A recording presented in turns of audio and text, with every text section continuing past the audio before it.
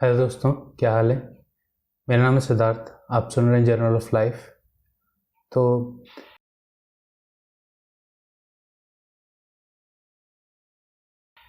पिछले कुछ दिनों में कई सारे लोगों ने मेरे से पूछा भी है, बहुत सारे लोगों ने इस बात पर दिलचस्पी भी दिखाई है कि अतीत की यादों को, अतीत की जो कटु यादें होती हैं, उनको कैसे भुलाया जाए, उनको भुलाने का अच्छा तरीका क्या है। और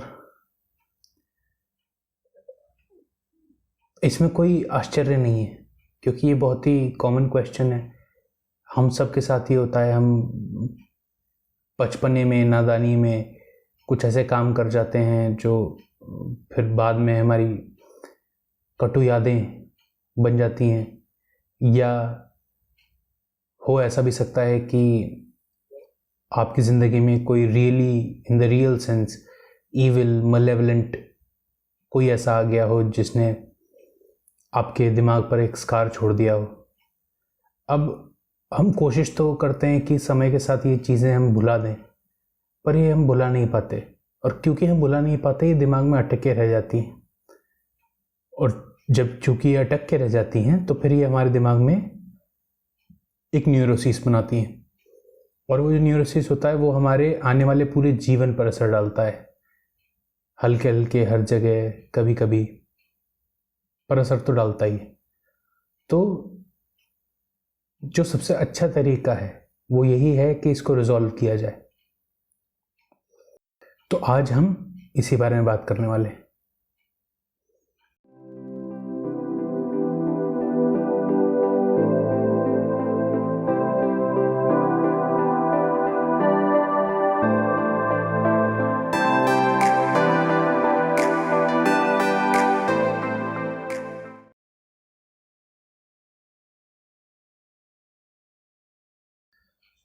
अब आप अगर आमतौर पर इस बारे में किसी से बात करेंगे ना, तो आपसे यही कहेगा कि अपने आप को काम में डुबो दो। सबसे आम जो हल सुझाया जाता है इस समस्या का, वो यही है कि अपने आप को काम में डुबो दो। पर जो मेरा मानना है, और बहुत सारा साइकोलॉजिकल लिटरेचर है जो इस बात का समर्थन भी करता है, कि ये बहुत अच्छा हल नहीं है। क्यों अच्छा हल नहीं है? क्योंकि जब ये कहा जा रहा है कि अपने आप को काम में डुबो दो, तो इस बारे में तो बात की नहीं जा रही कि काम कैसा है। क्या किसी भी काम में डुबोया जा सकता है खुद को? क्या किसी भी काम में डुबोना इस समस्या का हल दे देगा आपको? इस बारे में बात ही नहीं की जाती।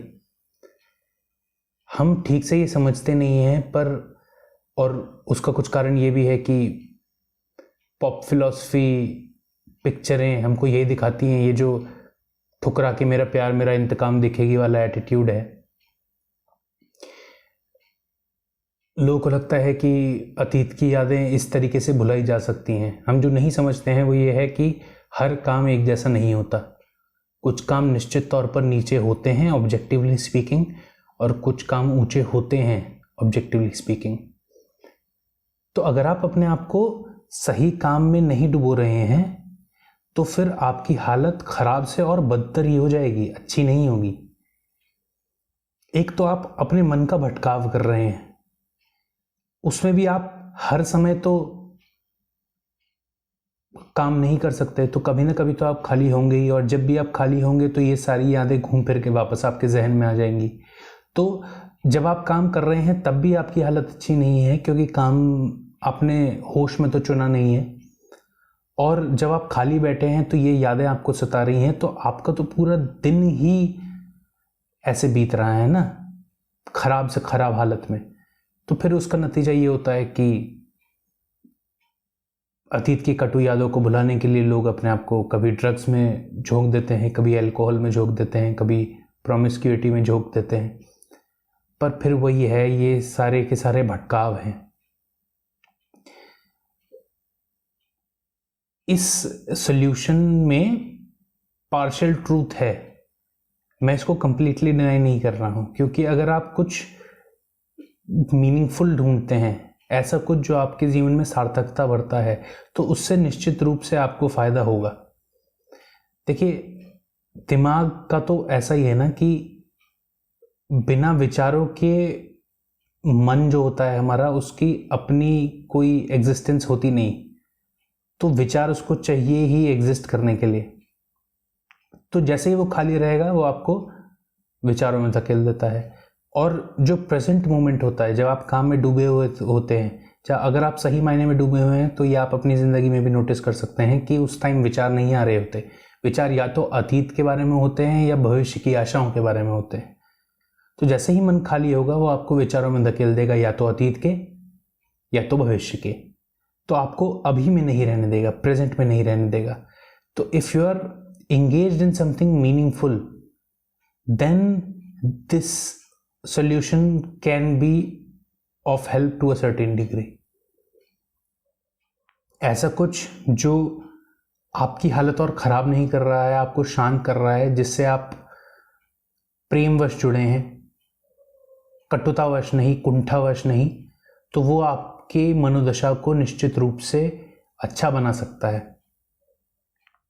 जो इंतकाम देखेगी वाला एटीट्यूड है, उसके साथ मेन दिक्कत यही है, उसके साथ मेन दिक्कत ये है कि उसमें जो आपका वर्क के पीछे का मोटिवेशन होता है, and we'll probably talk about motivation in detail in a separate video, because I think motivation is a very abused and over used word.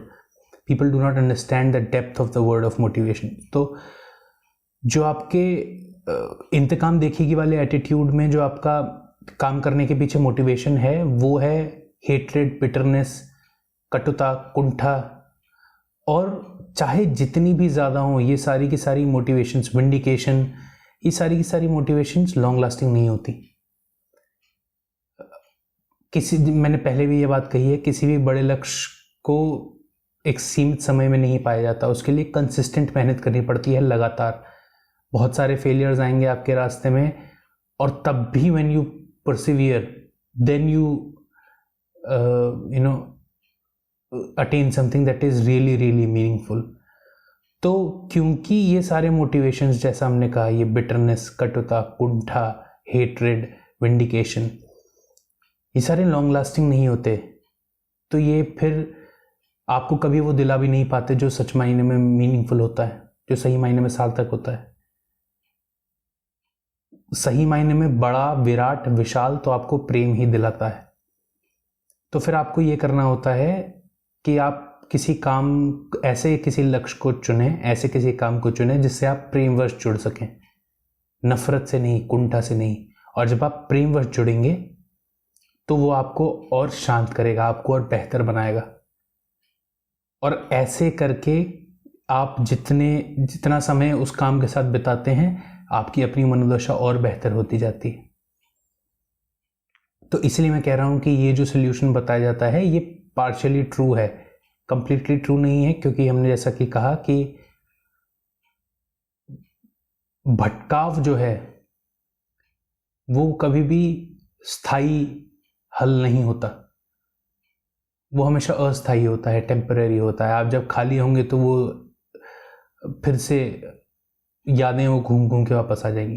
पर क्योंकि मन को खाली रखना is not a very healthy strategy, so you need to engage it in something meaningful, something useful, something better। तो फिर अगला सवाल ये आता है कि जिसे हम ऊंचा लक्ष्य कह रहे हैं, जिसे हम सार्थक लक्ष्य कह रहे हैं, वो कैसा होगा? तब देखिए, कोई निश्चित परिभाषा तो दी नहीं जा सकती। क्यों? क्योंकि हर मरीज को एक दवा नहीं दी जाती, मर्ज अलग है तो दवा भी अलग होगी। तो ये ढूंढना तो आपको ही पड़ेगा कि ऐसा क्या मीनिंगफुल है आपके जीवन में जिसमें आप अपना माइंड एंगेज कर सकते हैं, जो आपकी दशा को और बेहतर बनाए। ये तो हर किसी को अपना पर्सनल परस्यूट ही होता है, ये किसी एक्सटर्नल सोर्स द्वारा डिक्टेट नहीं किया जा सकता। पर हाँ, कुछ लक्षण होते हैं जो ऊंचा लक्ष्य निर्धारित करने में आपकी सहायता कर सकते हैं। वो लक्षण क्या होते हैं? वो लक्षण ये होते हैं, जैसे हमने कहा, पहला तो यह है कि आप उससे प्रेमवश जुड़ेंगे, कुंठा के मारे नहीं,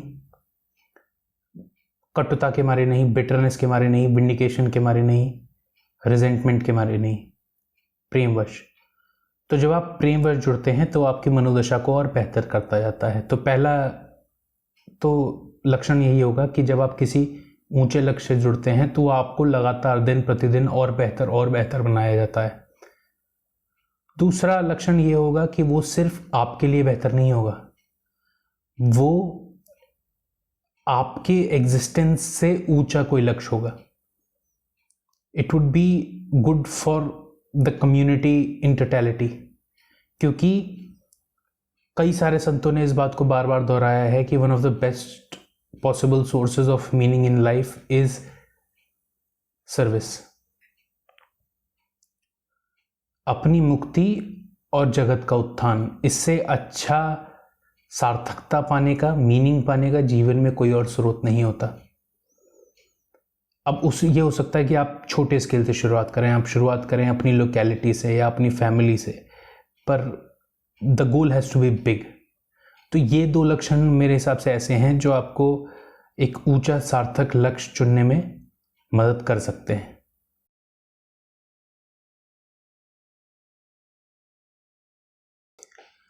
अब जैसे मैंने कहा कि ये जो सोल्यूशन है ये सही तो है पर पार्शियली ट्रू है। पार्शियली ट्रू क्यों है? क्योंकि आप हर समय काम नहीं कर सकते, और क्योंकि आप हर समय काम नहीं कर सकते, आप जैसे ही खाली बैठेंगे तो अतीत की कटु यादें बार बार आके आपको सताएंगी। तो जो परमानेंट सोल्यूशन है वो तो यही है कि आप उसको रिजॉल्व करें। तो फिर सवाल आता है कि रिजॉल्व कैसे किया जाए। देखिए, सबसे रेडिली अवेलेबल तरीका रिजॉल्व करने का तो ये है कि आप थेरेपी ले लें, पर उसमें भी दिक्कतें हैं। हर किसी को अच्छा थेरेपिस्ट मिलता नहीं, और जब अच्छा थेरेपिस्ट मिलता नहीं तो वो कोशिश करता है कि आपकी एंग्जाइटी को, आपकी रेस्टलेसनेस को, आपके अनरिजॉल्व न्यूरोसिस को गोलियों से दबा लिया जाए, आपको दवाइयाँ दे दे के दबा दिया जाए। अब दवाइयों के साथ ये दिक्कत होती है कि वो बीमारी को सप्रेस करती हैं, ठीक नहीं करती, वो पेन किलर्स का काम करती हैं। और निश्चित रूप से कुछ ऐसे सर्कमस्टेंसेस हो सकते हैं जहाँ पर दवाइयाँ ही पहला और सबसे अच्छा ऑप्शन हो, बिल्कुल हो सकती हैं, पर जैसा मैंने कहा दवाइयाँ परमानेंट सोल्यूशन नहीं देती, क्योंकि एंग्जाइटी, रेस्टलेसनेस, अनरिजॉल्व न्यूरोसिस का जो परमानेंट सोल्यूशन है वो स्पिरिचुअल प्रोग्रेस है, स्पिरिचुअल हीलिंग है। ये प्रॉब्लम्स कॉन्शियसनेस की हैं, और आप ट्रीट कर रहे हैं उस ऑर्गन को जो कॉन्शियसनेस मैनिफेस्ट करता है। इस फर्क को समझिएगा। तो बिल्कुल ऐसा होता है कि कॉन्शियसनेस का जो डिसऑर्डर होता है वो आपके ऑर्गन पर भी इफेक्ट डालता है, क्योंकि ये दोनों जुड़े हुए हैं। पर मान लीजिए दवाइयों ने आपको ठीक कर भी दिया, पर अगर आप वही बने हुए हैं जिसको चोट लगी थी इन द फर्स्ट प्लेस, तो आपको रहना तो इस दुनिया में ही है ना। आप वापस उस दुनिया में जाएंगे, और हो सकता है पिछली बार की तरह नहीं, किसी और तरीके से आप वही गलती वापस कर दें, क्योंकि आप वही बने हुए हैं जिसने गलती पिछली बार की थी, तो आपको फिर चोट लगेगी।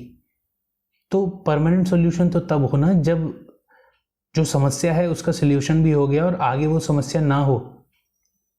तो इसलिए मैं कह रहा हूं स्पिरिचुअल हेल्थ इज इंपॉर्टेंट। तो एक तो हमारा कल्चर भी ऐसा है कि थेरेपी सच ए टैबू। कोई थेरेपी में जाना चाहता है तो उसको पागल कंसिडर कर दिया जाता है। कई सारे इंटेलेक्चुअल्स का भी मैंने यही रवैया देखा है। आप उनसे बोल दो थेरेपी में जाने के लिए तो हाँ, पागल थोड़ा हूँ यार मैं, कोई दिक्कत थोड़ा है यार मुझे, तो फिर कोई थेरेपी में जाना ही नहीं चाहता। तो फिर अगर ये सोल्यूशन नहीं है तो फिर क्या सोल्यूशन है?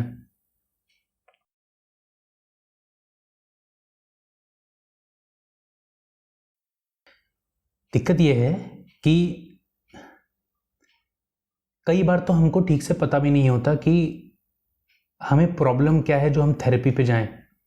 छोटे छोटे हमको सिम्टम्स दिखाई देते रहते हैं, पर हमें यही लगता है कि यार ये हमें हमारी ज़िंदगी की नॉर्मल डे फंक्शनिंग में कोई दिक्कत थोड़ा ना ला रहे हैं, हमारे काम में दिक्कत थोड़ा ना ला रहे हैं, ये कोई प्रॉब्लम थोड़ा ना है, तो फिर थेरेपी पे क्यों जाना? आप गाड़ी चला रहे हैं और रोज़ गाड़ी कहीं ना कहीं से आवाज़ कर रही है,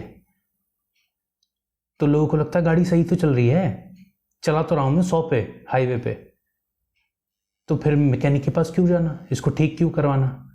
तो क्या गाड़ी आप तब ले जाएंगे जब गाड़ी में पंप फट जाएगा, गाड़ी बैठ ही जाएगी, तब आप उसका ट्रीटमेंट करवाने जाएंगे? जब बड़ा डैमेज का वेट क्यों करना जब आपको छोटे छोटे सिम्टम्स दिख रहे हैं। और दिक्कत यह है कि हो सकता है गाड़ी का पोटेंशियल कुछ और है, हो सकता है गाड़ी का पोटेंशियल एग्जिस्टिंग करंट कंडीशन से बहुत ज़्यादा है, पर क्योंकि वो लगातार खराबी बनी हुई है तो आप उसके पोटेंशियल पे उसको चला ही नहीं रहे। आप करंट स्टेट पे चला रहे हैं और आपको लग रहा है कि करंट स्टेट ही सही है, क्योंकि जैसा डॉस्टोयेव्स्की कहते हैं, man can get accustom to anything and I think that is the best definition of man. हम बीमारी से समझौता करने के आदी हैं। कोई बीमारी लगातार बनी रहे बनी रहे बनी रहे, कोई बड़ा धमाका ना हो, पर जैसे धीमी आंच में जिंदगी जलती है ना, सिमरती है, वैसे होता रहे, हम उसके आदी हो जाते हैं, हमें कोई दिक्कत ही नहीं होती। तो आपको जो पोटेंशियल है वो हो सकता है आपके करंट स्टेट से बहुत ज़्यादा हो, पर क्योंकि आप इन सिम्टम्स को लगातार इग्नोर किए जा रहे हैं ये मान के कि आपकी करंट कंडीशन सही तो है, तो आप फिर कभी मदद लेते ही नहीं, आप कभी इन चीज़ों पर ध्यान देते ही नहीं, ये मान के कि ज़िंदगी ठीक तो चल रही है। तो आप कब कहेंगे ज़िंदगी खराब चल रही? जो खराब ज़िंदगी जी रहे होते हैं ऐसा तो नहीं होता ना कि उनको सूरज रोशनी देना बंद कर देता है, या उनके लिए चांद दिखना बंद हो जाता है, या उन्हें तारे नहीं दिखते। खराब जिंदगी के लक्षण यही होते हैं, छोटे छोटे symptoms that in an extreme case can cause a big damage. पर again that does not happen in every circumstance. तो हमें ये समझना ज़रूरी है, हमें अपने प्रति थोड़ी संवेदनशीलता बढ़ाने की ज़रूरत है, थोड़ी सी सेंसिटिविटी। अगर कुछ है जो हमारे भीतर हमें कचोटता रहता है बीच बीच में, तो उसे इग्नोर करना ज़रूरी नहीं है। फेस योर एनिमीज, उसको देखना, उस पर ध्यान देना, उसको ठीक करना ज़रूरी है, ताकि आप अपने हाईएस्ट पोटेंशियल पर फंक्शन कर पाएँ in your normal day functioning. That is the most important thing. तो फिर अगला सवाल आता है कि पता कैसे करें कि कुछ है जिसे रिजॉल्व करना ज़रूरी है। अब देखिए, इसको समझने के लिए हमें थोड़ा मेमोरी की फंक्शनिंग को समझना पड़ेगा।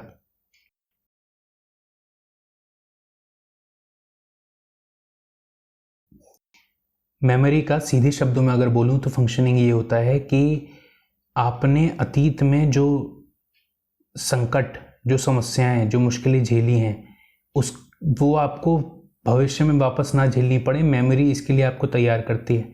और मैं सिर्फ कॉन्शियस मेमोरी की बात नहीं कर रहा हूँ यहाँ पर।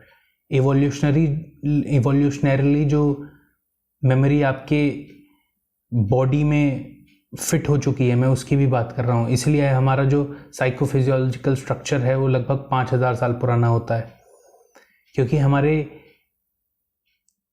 इमेनिसेंट एफिमेरल से लाइफ में इतना हमारे पास टाइम ही नहीं होता कि हम हर तरीके के जीवन के हर एक तरीके के संकटों के लिए तैयार हो पाएँ।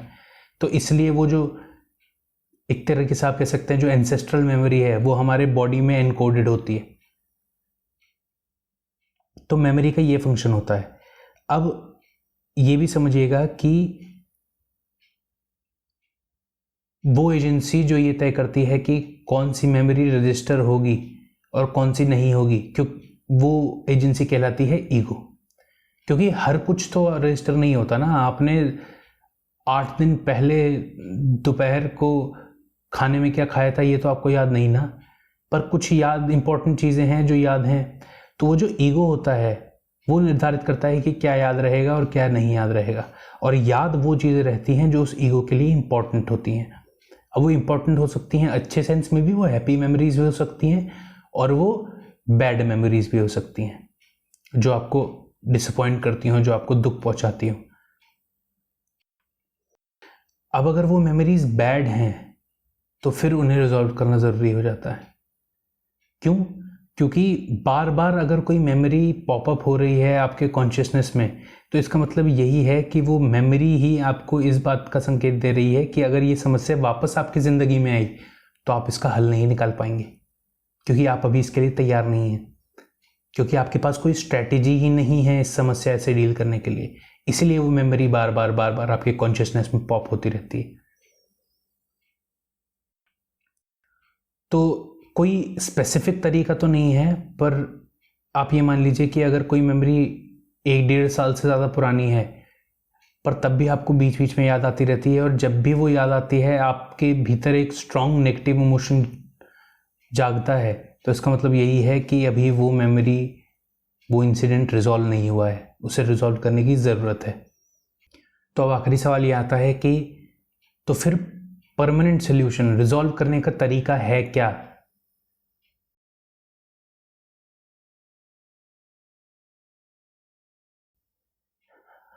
जो मेरा मानना है, जो मेरे अपने एक्सपीरियंस में भी है और बहुत सारा साइकोलॉजिकल लिटरेचर इसके समर्थन में भी है, वो यही है कि right it down. Written form of communication is the most filtered form of communication. I have repeated this a number of times now. ज़रूरी है कि वो जो इंसिडेंट है आप उसको देखें, आप उसको याद करें और एकदम निष्पक्ष तरीके से, जितनी सच्चाई मुमकिन है उतनी सच्चाई से आप उसको बयां करें। आप एक कोहेसिव नैरेटिव की तरह उसको बयां करें। और जब आप ये करेंगे तो आपको पता चलेगा कि बिल्कुल ऐसा हो सकता है कि आपकी ज़िंदगी में कोई बहुत ही ईविल, मलेवलेंट ऐसा कोई आया हो जो आपको चोट पहुंचा कर चला गया, पर तब भी एक्सटर्नल सिचुएशंस रैंडम होती हैं, पर रिएक्शंस तो हमेशा आपके हाथ में होता है ना। It's like the Buddhist saying कि pain is inevitable but suffering is optional. तो आपकी जो प्रतिक्रिया है बाहर के स्टिमुलस के लिए, वो तो आपके हाथ में होती ही है ना। तो इसलिए ये नैरेटिव बिल्ड करना ज़रूरी है, क्योंकि जब आप ये नैरेटिव बिल्ड करेंगे तो आपको समझ में आ जाएगा कि हो सकता है बाहर वाले ने आपके साथ कुछ बहुत गलत किया हो, पर कुछ तो गलती आपकी भी रही है, कुछ हद तक तो आपने भी गलत फैसले लिए हैं। और जब आप पहचान जाते हैं कि आपने क्या गलती करी है और फिर आप जिम्मेदारी लेते हैं उन कर्मों को दोबारा ना करने की, तो आप सही मायने में सीख पाते हैं अपनी गलतियों से। ऐसे सीखा जाता है अपनी गलतियों से। और जब आप अपनी गलतियों से सीख जाते हैं तो एक हद तक ही सही आपके पास कम से कम एक स्ट्रैटेजी तो है। जब अगली बार ऐसी कोई समस्या आपके सामने आएगी तो कम से कम आपकी हिम्मत तो बढ़ी, कम से कम आप में इतनी हिम्मत तो आई कि आप अगली बार अगर कोई समस्या आए तो आप उससे बेटर डील कर पाएँ। एक हाफ बेक्ड ही सही एक स्ट्रैटेजी तो है आपके पास अब। तो फिर धीरे धीरे जब आप बेहतर होते जाते हैं, ये एक बार करने की चीज़ नहीं है, इसे बार बार करना पड़ेगा। जब आप निष्पक्ष तरीके से सब कुछ पन्ने पे एक कोहेसिव नैरेटिव की तरह उतारते हैं, तब वो मेमोरीज जो आपके दिमाग में रिजॉल्व नहीं है, वो धीरे धीरे रिजॉल्व होने लगती हैं with time. That I think is the best possible way to get rid of the past, to resolve a neurosis.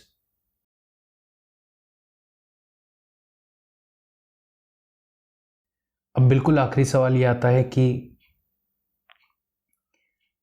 पुरानी यादों को याद कर कर के ही तो एंजाइटी और रेस्टलेसनेस हो रही है ना, और आप कह रहे हैं स्टोरी लिखने को, तो उसमें भी तो पुरानी यादें याद करनी ही पड़ेंगी।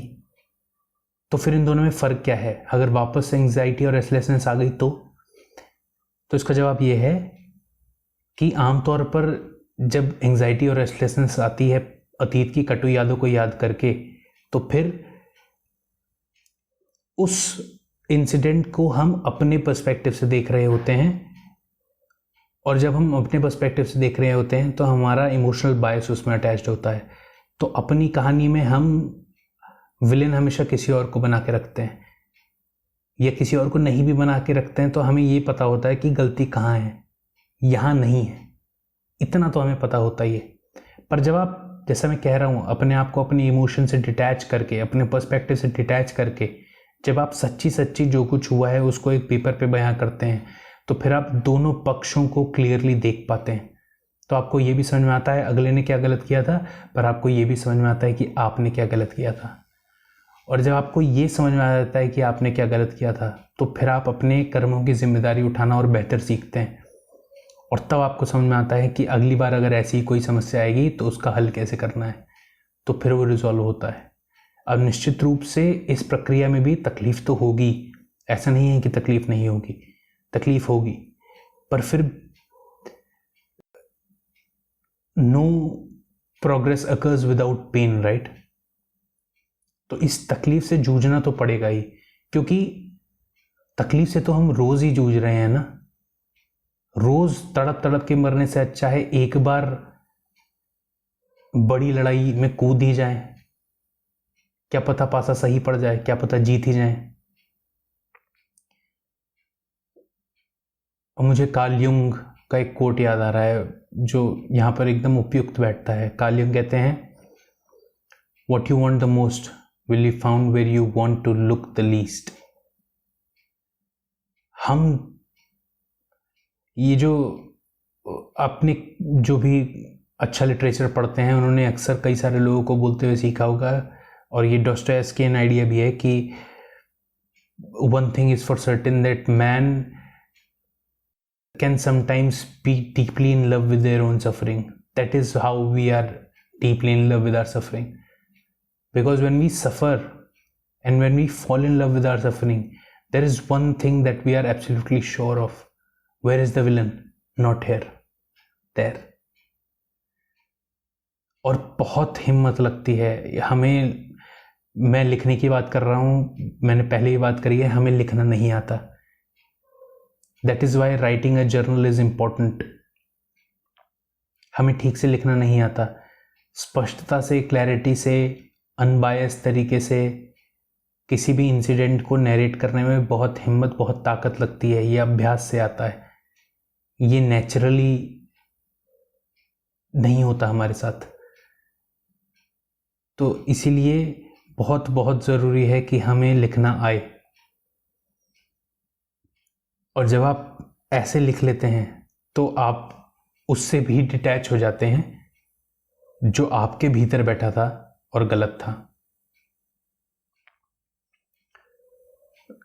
सोल्जनित्सिन का आइडिया है, the line between good and evil passes through every man's heart. तो आपको भी पता चल जाता है आपके भीतर का गुड और इविल, और जब आप उसको पहचान जाते हैं तो आप अपने इविल से डिटैच हो जाते हैं और आप एस्पायर करते हैं आपके भीतर जो गुड है उसको परस्यू करने के लिए। और यकीन मानिएगा ये है आस्था की ही बात, पर बहुत हिम्मत लगती है अपनी गलती मानने में, खासकर तब जब आपके कम से कम प्रत्यक्ष रूप से तो आपके पास सारे एविडेंस हो किसी और की गलती ठहरा लेने के लिए। बहुत बहुत मुश्किल होता है ये, पर तब भी कोशिश कीजिए। आप अभी अपनी एक आइडेंटिटी बनाए हुए हैं। वो आइडेंटिटी क्या है? That I am not the perpetrator, this is an identity. अगर आप इसको छोड़ देंगे तो हमें हमेशा ये डर लगा रहता है कि उसके बाद हमारे पास कोई आइडेंटिटी बचेगी ही क्या। और ईगो बिना आइडेंटिटी के तो कुछ होता नहीं। Ego is identity. पर यही तो कमाल की बात है। This is what faith is. From tyranny to desert to the promised land, that is how you reach the promised land. और यकीन मानिएगा जैसे ही आप ने जो अपने आप को माना हुआ है पर आप हैं नहीं, आप उसको छोड़ते हैं, तो आपके भीतर वो जाग जाता है जो आप सच में हैं पर सोया हुआ है। और जब वो जागता है तो वो आपको प्रेम सिखाता है, वो आपको बेहतर बनाता है, वो आपको आपकी सारी दुख दर्द छीनता है। वो बहुत ताकतवर होता है, वो विराट होता है। और तब आप बनते हैं सही मायने में सशक्त। कबीर साहब का एक दोहा है जो मुझे बहुत पसंद है। वो यही कहते हैं, सोना सज्जन साधुजन टूट जुड़े 100 बार, दुर्जन कुंभ कुम्हार के एक का ही धक्का दरार। जो आपके भीतर कमज़ोर है, जो दुर्जन है, उसे आप धक्का दीजिए वो टूट जाएगा।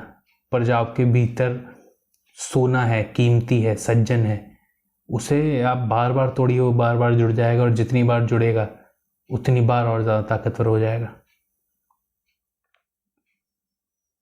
He who knows a why can bear any how, right?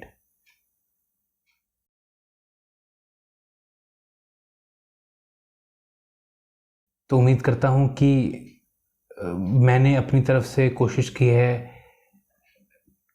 कि जितने लोगों ने मुझसे रीच आउट किया था इस प्रॉब्लम को लेकर के, कि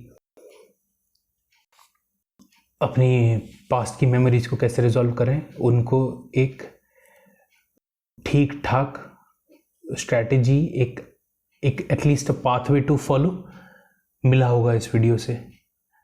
अगर आपको पसंद आया तो चैनल को लाइक शेयर सब्सक्राइब कीजिएगा, उन लोगों से शेयर कीजिएगा जिनको इस वीडियो की ज़रूरत है। उम्मीद करता हूँ कि ये वीडियो आपके लिए फ़ायदेमंद रहेगा। फिर मिलेंगे किसी और वीडियो में, किसी और बात पर चर्चा करेंगे।